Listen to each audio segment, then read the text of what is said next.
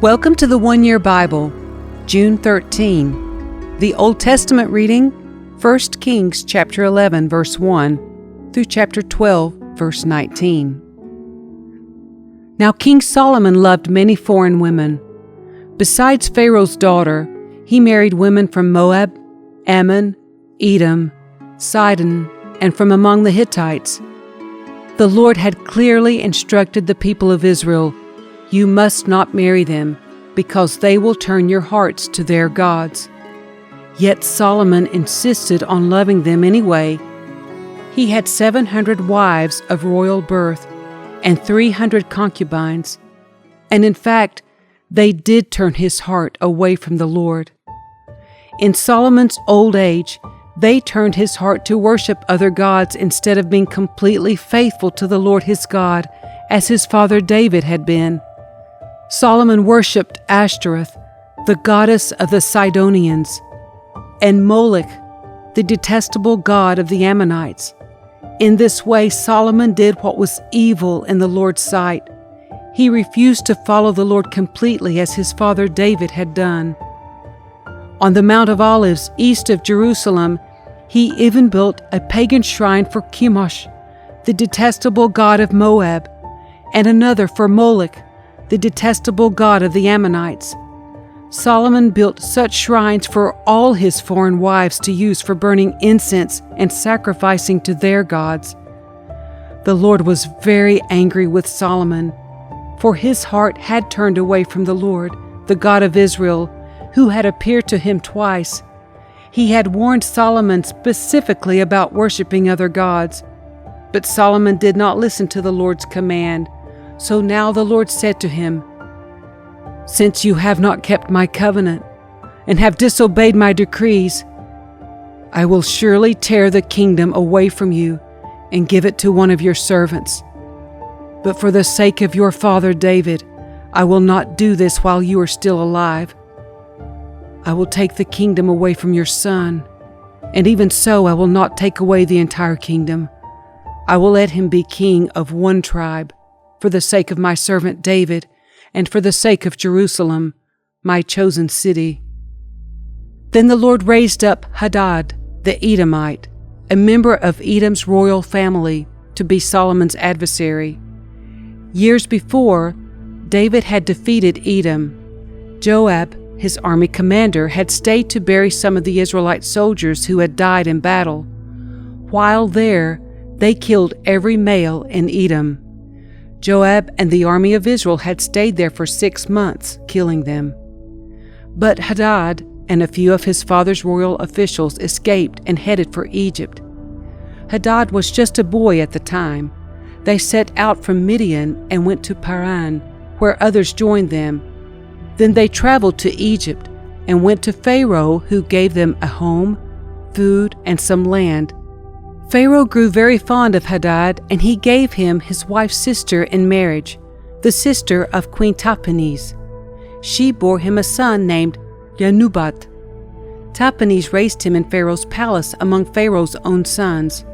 When the news reached Hadad in Egypt that David and his commander Joab were both dead, he said to Pharaoh, "Let me return to my own country." "Why?" Pharaoh asked him. "What do you lack here that makes you want to go home?" "Nothing," he replied, "but even so, please let me return home." God also raised up Rezon, son of Eliadad, as Solomon's adversary. Rezon had fled from his master, King Hadadezer of Zobah, and had become the leader of a gang of rebels. After David conquered Hadadezer, Rezon and his men fled to Damascus, where he became king. Rezon was Israel's bitter adversary for the rest of Solomon's reign, and he made trouble, just as Hadad did. Rezon hated Israel intensely and continued to reign in Aram. Another rebel leader was Jeroboam, son of Nebat, one of Solomon's own officials. He came from the town of Zerdah in Ephraim, and his mother was Zeruah, a widow. This is the story behind his rebellion. Solomon was rebuilding the supporting terraces and repairing the walls of the city of his father David. Jeroboam was a very capable young man, and when Solomon saw how industrious he was, he put him in charge of the labor force from the tribes of Ephraim and Manasseh, the descendants of Joseph. One day, as Jeroboam was leaving Jerusalem, the prophet Ahijah from Shiloh met him along the way. Ahijah was wearing a new cloak. The two of them were alone in a field, and Ahijah took hold of the new cloak he was wearing and tore it into 12 pieces. Then he said to Jeroboam, "Take 10 of these pieces, for this is what the Lord, the God of Israel, says. I am about to tear the kingdom from the hand of Solomon, and I will give 10 of the tribes to you. But I will leave him 1 tribe for the sake of my servant David, and for the sake of Jerusalem, which I have chosen out of all the tribes of Israel. For Solomon has abandoned me and worshipped Ashtoreth, the goddess of the Sidonians, Chemosh, the god of Moab, and Molech, the god of the Ammonites. He has not followed my ways and done what is pleasing in my sight. He has not obeyed my decrees and regulations as David his father did. But I will not take the entire kingdom from Solomon at this time. For the sake of my servant David, the one whom I chose and who obeyed my commands and decrees, I will keep Solomon as leader for the rest of his life. But I will take the kingdom away from his son and give 10 of the tribes to you. His son will have 1 tribe, so that the descendants of David, my servant, will continue to reign, shining like a lamp in Jerusalem, the city I have chosen to be the place for my name. And I will place you on the throne of Israel, and you will rule over all that your heart desires. If you listen to what I tell you and follow my ways and do whatever I consider to be right, and if you obey my decrees and commands, as my servant David did, then I will always be with you. I will establish an enduring dynasty for you, as I did for David, and I will give Israel to you. Because of Solomon's sin, I will punish the descendants of David, though not forever." Solomon tried to kill Jeroboam, but he fled to King Shishak of Egypt and stayed there until Solomon died. The rest of the events in Solomon's reign, including all his deeds and his wisdom, are recorded in the book of the Acts of Solomon. Solomon ruled in Jerusalem over all Israel for 40 years. When he died, he was buried in the city of David, named for his father. Then his son Rehoboam became the next king. Rehoboam went to Shechem, where all Israel had gathered, to make him king. When Jeroboam, son of Nebat, heard of this, he returned from Egypt, for he had fled to Egypt to escape from King Solomon. The leaders of Israel summoned him, and Jeroboam and the whole assembly of Israel went to speak with Rehoboam. "Your father was a hard master," they said. "Lighten the harsh labor demands and heavy taxes that your father imposed on us. Then we will be your loyal subjects." Rehoboam replied, "Give me 3 days to think this over, then come back for my answer." So the people went away. Then King Rehoboam discussed the matter with the older men who had counseled his father Solomon. "What is your advice?" he asked. "How should I answer these people?" The older counselors replied, "If you are willing to be a servant to these people today and give them a favorable answer, they will always be your loyal subjects." But Rehoboam rejected the advice of the older men and instead asked the opinion of the young men who had grown up with him and were now his advisors. "What is your advice?" he asked them. "How should I answer these people who want me to lighten the burdens imposed by my father?" The young men replied, "This is what you should tell those complainers who want a lighter burden. My little finger is thicker than my father's waist. Yes, my father laid heavy burdens on you, but I'm going to make them even heavier. My father beat you with whips, but I will beat you with scorpions." 3 days later, Jeroboam and all the people returned to hear Rehoboam's decision, just as the king had ordered. But Rehoboam spoke harshly to the people, for he rejected the advice of the older counselors and followed the counsel of his younger advisers. He told the people, "My father laid heavy burdens on you, but I'm going to make them even heavier. My father beat you with whips, but I will beat you with scorpions." So the king paid no attention to the people. This turn of events was the will of the Lord, for it fulfilled the Lord's message to Jeroboam son of Nebat through the prophet Ahijah from Shiloh. When all Israel realized that the king had refused to listen to them, they responded, "Down with the dynasty of David! We have no interest in the son of Jesse. Back to your homes, O Israel! Look out for your own house, O David!" So the people of Israel returned home, but Rehoboam continued to rule over the Israelites who lived in the towns of Judah.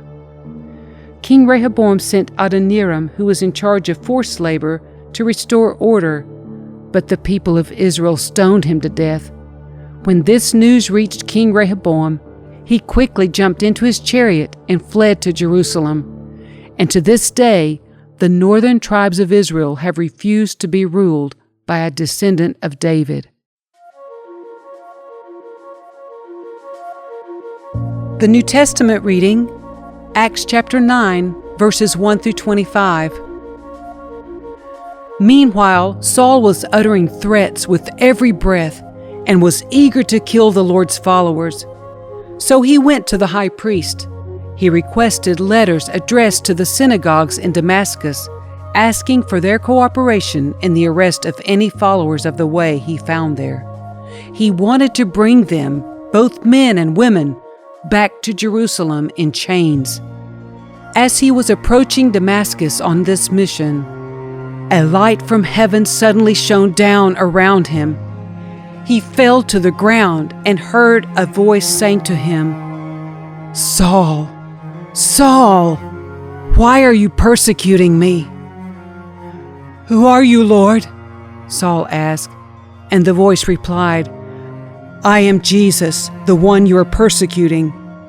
Now get up and go into the city, and you will be told what you must do." Then the men with Saul stood speechless, for they heard the sound of someone's voice, but saw no one.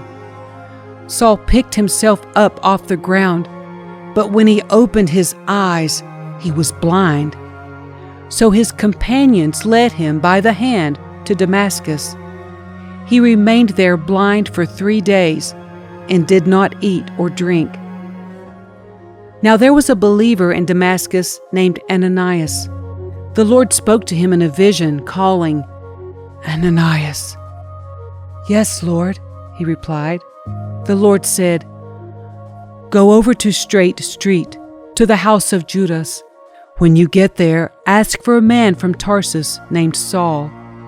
He is praying to me right now.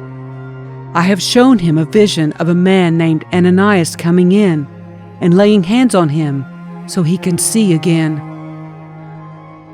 "But Lord," exclaimed Ananias, "I've heard many people talk about the terrible things this man has done to the believers in Jerusalem, and he is authorized by the leading priests to arrest everyone who calls upon your name." But the Lord said, "Go, for Saul is my chosen instrument to take my message to the Gentiles and to kings, as well as to the people of Israel, and I will show him how much he must suffer for my name's sake." So Ananias went and found Saul. He laid his hands on him and said, "Brother Saul, the Lord Jesus who appeared to you on the road has sent me so that you might regain your sight and be filled with the Holy Spirit." Instantly something like scales fell from Saul's eyes, and he regained his sight. Then he got up and was baptized. Afterward he ate some food and regained his strength. Saul stayed with the believers in Damascus for a few days, and immediately he began preaching about Jesus in the synagogues, saying, "He is indeed the Son of God." All who heard him were amazed. "Isn't this the same man who caused such devastation among Jesus' followers in Jerusalem?" they asked. "And didn't he come here to arrest them and take them in chains to the leading priests?" Saul's preaching became more and more powerful, and the Jews in Damascus could not refute his proofs that Jesus was indeed the Messiah. After a while, some of the Jews plotted together to kill him. They were watching for him day and night at the city gate so they could murder him. But Saul was told about their plot. So during the night, some of the other believers lowered him in a large basket through an opening in the city wall. Psalm 131, verses 1 through 3. Lord, my heart is not proud. My eyes are not haughty. I don't concern myself with matters too great or too awesome for me to grasp. Instead, I have calmed and quieted myself, like a weaned child who no longer cries for its mother's milk. Yes, like a weaned child is my soul within me. O Israel, put your hope in the Lord, now and always. Proverbs 17, verses 4 and 5. Wrongdoers eagerly listen to gossip. Liars pay close attention to slander. Those who mock the poor insult their Maker. Those who rejoice at the misfortune of others will be punished.